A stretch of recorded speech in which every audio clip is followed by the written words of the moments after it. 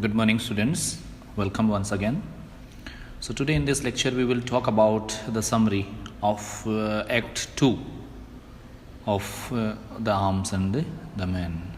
The Act 2 of Arms and the Men. Okay. So the Arms, the second Act of Arms and the Men opens with the description with the note the 6th of March 1886 in the garden of Major Petkov's house. Okay, so इस date से और पिछले act के बीच में करीब 4 या 5 महीनों का अंतर बताया गया है. So in the garden of Major Petkov's house, it is a fine spring morning and the garden looked fresh and pretty. Beyond the paling, the top of a couple of minarets can be seen, shivering that there is valley there with the little town in it. A few miles further, the Balkans mountains rise and shut in the landscape. Looking towards them from within the garden, the side of the house is seen on the left with a garden door reached by a little flight of steps. On the right, the stable yard with its gateway encroaches on the garden. There are fruit bushes along the paling and house, covered with washing spread out to dry. A path runs by the house and raises by 2 steps at the corner, where it turns out of sight. In the middle, a small table with 2 bent wood chairs at it is laid for breakfast with Turkish coffee pot, cups, rolls, etc. But the cups has been used and bread broken. इससे पता चलता है कि अभी नाश्ता हो चुका है. There is a wooden garden seat against the wall on the right. Luca smoking a cigarette. Luca जो है उनकी नौकरानी है, is standing between the table and the house, turning her back with angry disdain and man servant who is lecturing her. He is middle-aged. दूसरा जो lecture है उसके दूसरा जो नौकर है वो उसको क्या कर रहा है, ज्ञान दे रहा है. Okay, he is a middle aged man. ठीक है, जो दूसरा सर्वेंट है वो he is a middle aged man of cool temperament and low but clear and keen intelligence with the complacency of the servant who values himself on his rank in servitude, and the imperturbability of the accurate calculator who has no illusions. He wears a white Bulgarian costume, jacket and decorated border sash, wide knickerbockers and decorated gaiters. His head is shaved up to the crown, giving him a high Japanese forehead. His name is Nicola. तो ये description है scene शुरू होने से पहले का. Okay, so Luca is standing on stage in a disrespectful attitude, smoking a cigarette and talking to Nicola, a middle-aged servant who has the complacency of a servant who values himself on his rank in servitude. Okay, the opening dialogue informs that the Nicola is engaged to Luca.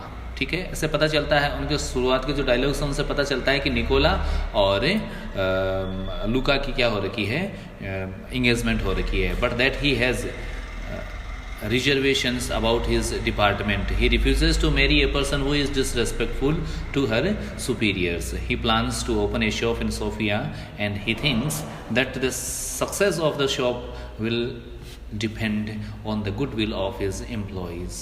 Okay, and he knows that if they spread bad reports about him, his shop will never be successful. When Luca maintains that she knows secret things about the mistress and the master, Nicola reminds her that all servants know secrets about their employers, but the secrets of being a good servant is to keep these secrets. Okay, and to always be discreet. If servants begin telling secrets, then no one will them ever employ again. Luca is furious and says that Nicola has the soul of a servant, but Luca says she has not the soul of a servant. Meanwhile, their discussing is interrupted by the entrance of Major Petkov. The Major Petkov is father of Reyna and the master of the house. Okay, and Major Petkov, an insignificant, unpolished man who has just returned from the war.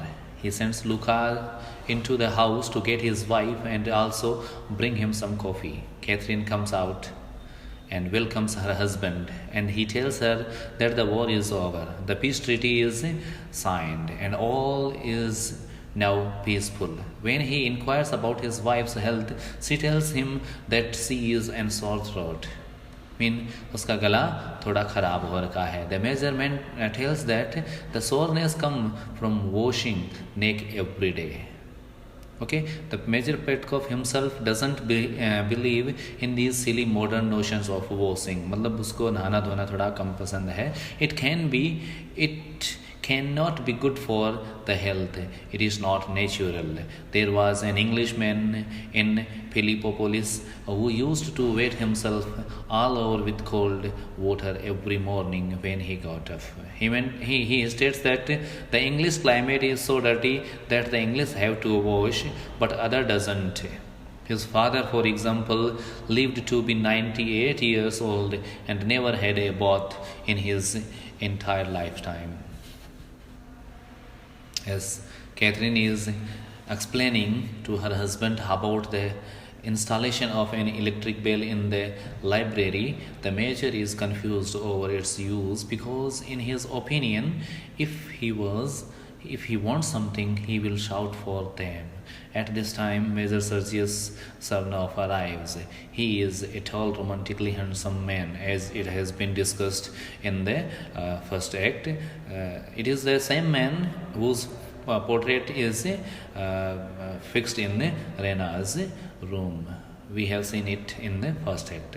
He is roundly congratulated for his famous charge against the Serbs. Sergius, however, doesn't appreciate the compliment because even though he was successful, he participated in a maneuver when the Russian consultant failed. Thus, he didn't accomplish his great success by the rule book. Okay, so two colonels had their regiment routed on the most correct principles of scientific warfare. Two major generals got killed strictly according to military etiquette, and two colonels have failed are promoted to generals. As Sergius succeeded is still a major. Mean कि बाकी जो कई लोग थे उनके साथ वाले थे उनको प्रमोशन दे दिया गया. वो लोग जो असफल रहे थे उनको असफलता मिली थी, लेकिन सर्जियस जो कि उसने एक अच्छा काम किया था, उसने बहादुरी वाला काम किया था और उसकी वजह से जीत हासिल हुई थी. ठीक है, उसको अभी भी मेजर ही बनाया गया है, या फिर अभी भी वो क्या है, मेजर ही है. सो इससे नाराज़ होके ही has resigned from his post, और नाराज़ होके उसने क्या कर दिया है, अपनी पोस्ट से रिज़ाइन कर दिया है. ये सारी चीज़ें हम डायलॉग्स के द्वारा हमें प्राप्त होती हैं, डायलॉग के द्वारा हमें देखने को मिलती हैं. As Kathryn is protesting that Sergius should not resign, the women, she says, are for him. Sergius suddenly asks, "Where is Reyna?" At that very moment, Reyna enters sweepingly, announcing, "Reyna is here." Sergius drops chivalrously on one knee to kiss her hand, while Reyna's father is impressed with the fact that Reyna always appears at the right moment. Her mother is annoyed because she knows that Reyna always listens to the doorways in order to make her entrance at exactly the right moment. Kathryn pronounces it to be an abominable habit. Okay, Catherine को ये इसकी आदत पसंद नहीं होती है। जब भी उसका नाम पुकारा जाता है उससे पहले वो उधर दरवाजे के पीछे क्या करके छुप के और सुन रही होती है कि कब उसका नाम पुकारा जाए, और जैसे ही उसका नाम पुकारा जाता है वो दौड़ के आ जाती है। तो उसकी माँ को ये एक अजीब सा काम लगता है, बड़ा गलत काम लगता है। Then Reyna then welcomes her father home, and again they discuss Sergius' military career. Sergius now views war as a very cynical manner. According to him, there is nothing heroic, non-romantic about nothing heroic or nor there is romantic about it. Okay, soldiering is the coward's art of attacking mercilessly when you are strong, and keeping out of harm's way when you are weak. Never fight on equal terms. Furthermore, he now views soldiering as having too much of the tint of being trade business, and he despite trade. This is of course an illusion who of course is in trade, and is also a reference to Luca's fiancé Nicola, who wants to go into trade. To provide this point, Sergius asks them all to consider two case of Swiss officer whose name will be balancing in following acts, who was able to deal very shrewdly and make clever bargain concerning prisoners. As a result, soldiering has been reduced to a matter of trading and bartering.